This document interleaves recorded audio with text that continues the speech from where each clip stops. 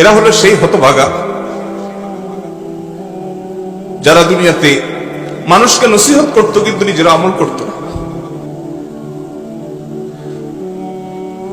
যারা মানুষকে অনেক ভালো ভালো কথা বলতো কিন্তু সে ভালো কথার উপর আমল করত না। যে বক্তা, যে আলোচক, যে ওয়াইজ, যে লম্বা লম্বা লেকচার দেনেওয়ালা, যে হুজুর অনেক ভালো ভালো কথা বলতো কিন্তু নিজে আমল করত না, তাদের শাস্তি হচ্ছে।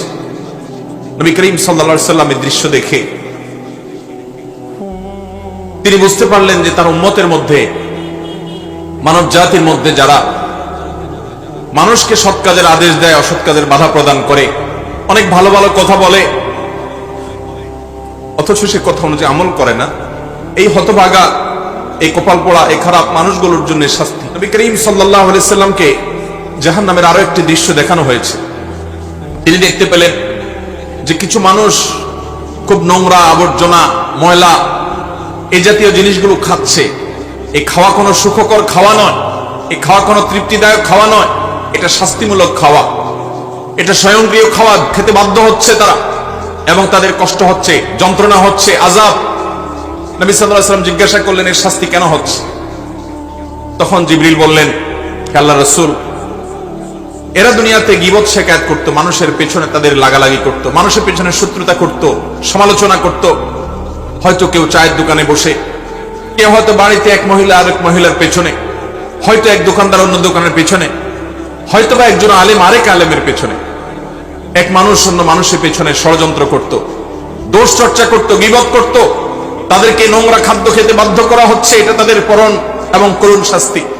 ঠিক একইভাবে নবী সাল্লাল্লাহু আলাইহি ওয়াসাল্লামকে দেখানো হলো যে কিছু মানুষ রক্তের নদীতে হাবুডুবু খাচ্ছে, তাদেরকে প্রস্তর দ্বারা নিক্ষেপ করা হচ্ছে এবং তারা ওই কঠিন শাস্তির মধ্যে নিপতিত। জিজ্ঞাসা করা হলো এই পরিণতির কারণ কি? জবাব এলো, এরা দুনিয়াতে সুদের কারবারের সাথে জড়িয়ে থাকতো। তারা ব্যবসা বাণিজ্যকে বড় করার জন্য, দুনিয়াতে একটু ভালো থাকার জন্য সুদের সাথে জড়িয়েছে, যার কারণে তাদের এরকম শাস্তি।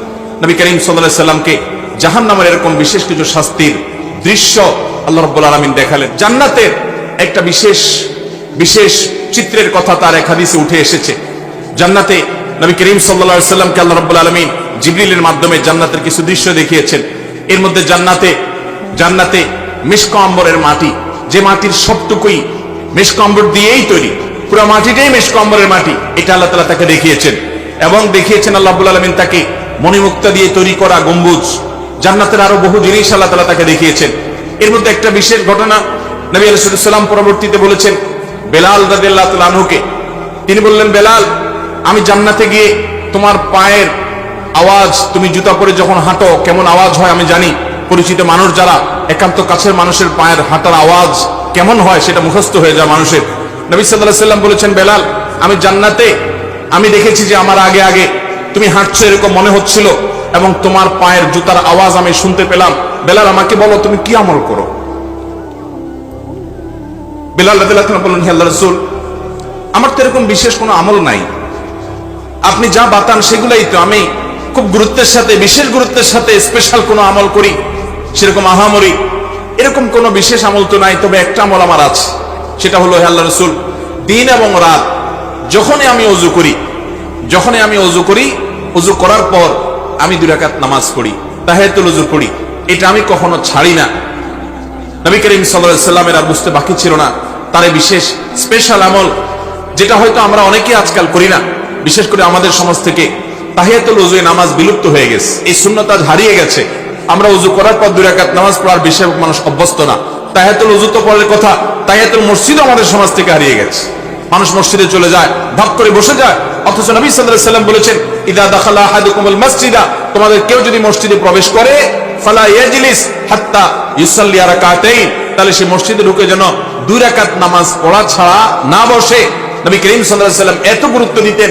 এক ব্যক্তি এসে বসে গেছে, তিনি তাকে বলেছেন, তুমি কি 2 রাকাত নামাজ পড়েছো? লোকটি বলেছে, না পড়ি নাই। নবীজি বলেছেন, কুম, দাঁড়াও, তুমি 2 রাকাত নামাজ পড়ো, তারপরে বসো। আল্লাহর ঘরের সম্মানার্থে গিয়ে বসতে হলে তুমি 2 রাকাত নামাজ পড়বে, তারপরে গিয়ে বসবে। এই তাহিয়াতুল মসজিদ আমাদের সমাজ থেকে হারিয়ে গেছে। আর তাহিয়াতুল ওযু, এটা তো আমরা অনেকে জানিও না যে যতবার আপনি ওযু করবেন, ওযু করার পর কোনো কথাবার্তা, অন্যান্য কাজকাম করার আগে উযু করার পর দ্রুততার সাথে আপনি কিবলামুখী হয়ে 2 রাকাত নামাজ পড়ে ফেলবেন, এটা উযুর সম্মানে, এটাকে তাহিয়াতুল উযু বলা হয়। বেলাল রাদিয়াল্লাহু তাআলা আনহুর এই আমলটির কারণে নবী সাল্লাল্লাহু আলাইহি সাল্লাম তার পায়ের আওয়াজ জান্নাতে শুনতে পেয়েছেন। এই আমলটা আমরা শুরু করব তো ইনশাআল্লাহ। আল্লাহ আমাদেরকে আমল করার তৌফিক দান করুন।